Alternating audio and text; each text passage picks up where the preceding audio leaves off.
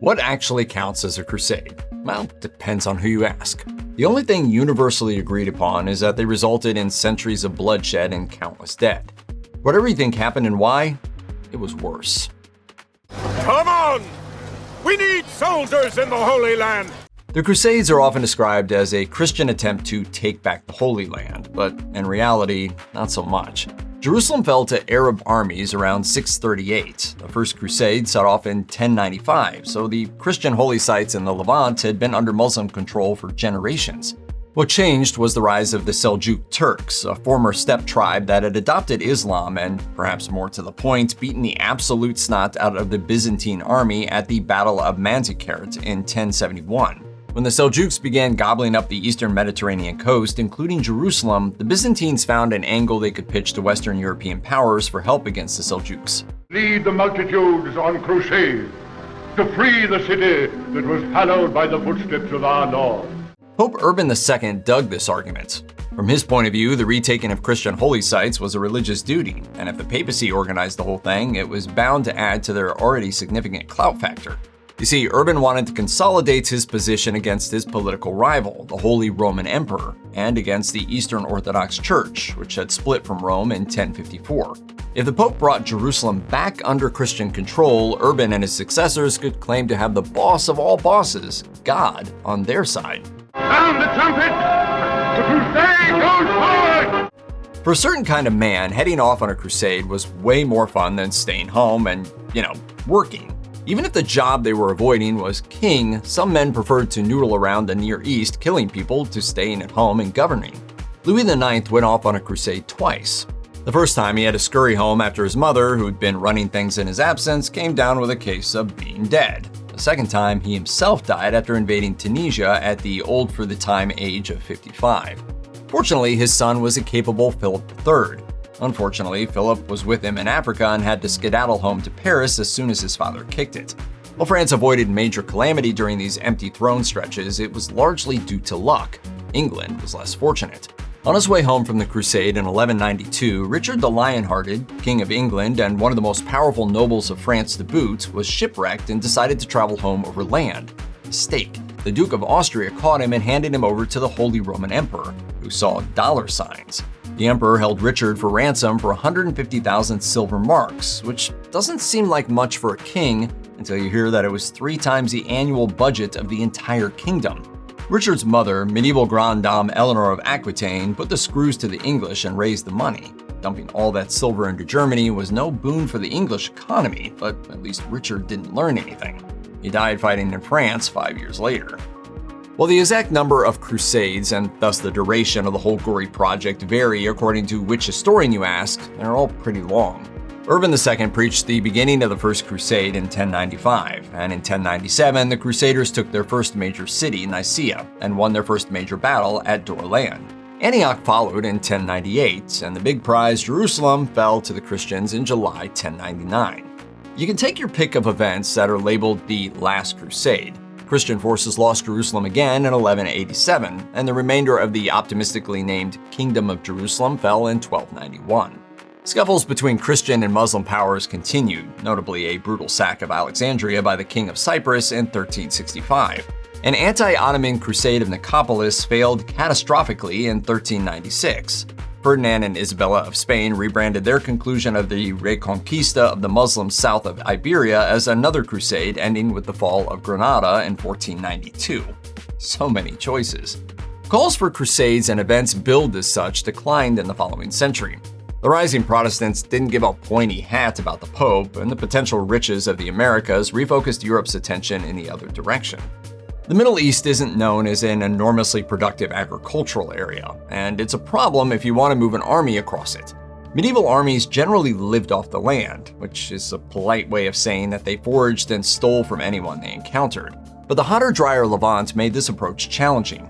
Once they captured a city, they could help themselves to their supplies, or at least that was the plan. So imagine the Crusaders' shock when they took Antioch in 1098, only to figure out the city's residents had eaten everything in sight during the 7-month-long siege. And then there was the Battle of Hattin in 1187. A Crusader army heard that the great general Saladin was advancing on Tiberias, on the shore of the Sea of Galilee, so they hot-footed it across the desert to intercept him. running out of water on the way. Once they got there, the thirsty horses and parched Christians spent the night without a drop of water. And the next day, the dehydrated army wasn't up to the fight. They were slaughtered. Saladin's forces captured a piece of the true cross the Crusaders had carried, and later that year, they rode the momentum of Hattin into Jerusalem. As the first Crusaders organized themselves to head toward the Middle East, one of them had a terrible, fateful brainwave. Why wait until they arrived abroad to start killing people when they had non-Christians much closer to home? From this sinister idea rose a wave of violence against Jews, which was especially savage in the cities of the Rhine Valley. In Worms and Mainz, the entire Jewish communities were effectively obliterated. Historians estimate that as many as 10,000 of the Jews of Europe died in the massacres of 1096. Whether these massacres were driven just by existing anti-Semitism, resentment of Jewish moneylenders, general apocalyptic sentiment, and/or frustration at failed attempts to convert them as part of Project Crusades remains open for debate. The Jews of Jerusalem didn't fare much better. In 1099, the Christians were expelled from the city as a Crusader army approached, but the Jews were allowed to stay, a consideration they would come to regret. When the Crusaders punched into the city, they accepted a ransom from the Muslim governor to spare his life and those of his guards before setting about killing everyone else they could catch. The Christian army considered Jews to be collaborators with the Muslims, so they set about killing them all in the vicious sack of the city. Chronicles vary in their estimates, as always, but the lowest figure offered for combined Muslim and Jewish murdered in the savagery is 3,000 of a population of about 30,000. Hazardous business, these crusades. Many will be killed. While the initial Crusades were called against Muslim powers, the willingness of the Crusaders to go off book and include Jews in their mission was a precursor of the violence they would eventually turn on even their fellow Christians. Popes concerned with heresy, and of course one person's heresy is another person's completely valid religious movement, found that they could call crusades against people who were doing Christianity wrong. The best remembered, though far from unique, example of a crusade against Christians was the Cathar Crusade in southern France. The Cathars, or Albigensians, believed in simplicity, equality of the sexes, and a rejection of the trappings of the world, along with some unorthodox ideas like reincarnation, that much of the Bible had been written by Satan, and that sex for pleasure was perfectly valid. Cathars also criticized the Roman Church for its insatiable accumulation of wealth and general worldliness. Confronted with this challenge to Catholic supremacy and doctrine, the ironically named Pope Innocent III launched a crusade against the Cathars and their protector, the Count Toulouse, in 1209. Like many, if not all, warmongers before and after him, the Pope was able to weaponize greed, promising the nobles of northern France they could keep any wealth they stripped from the south if they would lend a hand and help crush the terrible sex-having vegetarian heretics infesting the region. Crush they did. Toulouse was surrendered to the French crown, and thousands of Cathars were massacred, ending in a final mass burning after the fall of their last stronghold, Montségur, in 1244. In 1204, a Crusader army scored a shocking victory, taking and looting a wealthy, powerful city that had resisted all attempts to take it for centuries. Unfortunately, the city was the Christian city of Constantinople, the seat of Eastern Christianity and the capital of the Byzantine Empire. How could they be so stupid, you might ask? Excellent question. Spoiler alert, it wasn't actual stupidity, it was plain old naked greed. In 1202, Innocent III called for an attempt to retake Jerusalem, which had been lost in 1187. The crusading force gathered in Venice, then the center of a powerful state. Complex Venetian wheeling and dealing led to the Crusaders attacking Christian Zara, now Zadar, on the Adriatic coast. Innocent was pretty melancholy at this, so he excommunicated the Venetians, who proceeded to commit an even more shocking series of sins. It was so bad that John Paul II formally apologized to the Greeks in 2001. Meanwhile, Venice's leader, a very old and greedy man named Enrico Dandolo, was sick of competing with Constantinople for trade, so he maneuvered the Crusader army into conquering and looting the ancient city. The famous horses of St. Mark's Square in Venice were actually stolen from Constantinople at this time. The riches of Constantinople were allegedly going to be used to finance the conquest of Jerusalem, but unsurprisingly, they did not. Instead, the victorious Venetians carved up the Byzantine Empire into a set of smaller kingdoms that spent most of the next century congealing back into a restored Byzantine Empire, just in time to be slowly whittled away by the advancing Turks. And all the while, the Crusader states in the Middle East received none of the promised help and continued their own slow dissolution. While it's generally unfair to judge people from the past by today's standards, let's do it anyway. What did the Crusades achieve? For all the blood and treasure wasted in the pursuit, Jerusalem was in Western Christian hands for less than a century, and in a few decades more, the remaining Crusader states had all been swept away.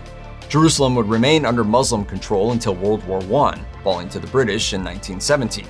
The current status of Israeli control contested by an occupied Palestinian state divides opinion worldwide and doesn't appear indefinitely stable to anyone.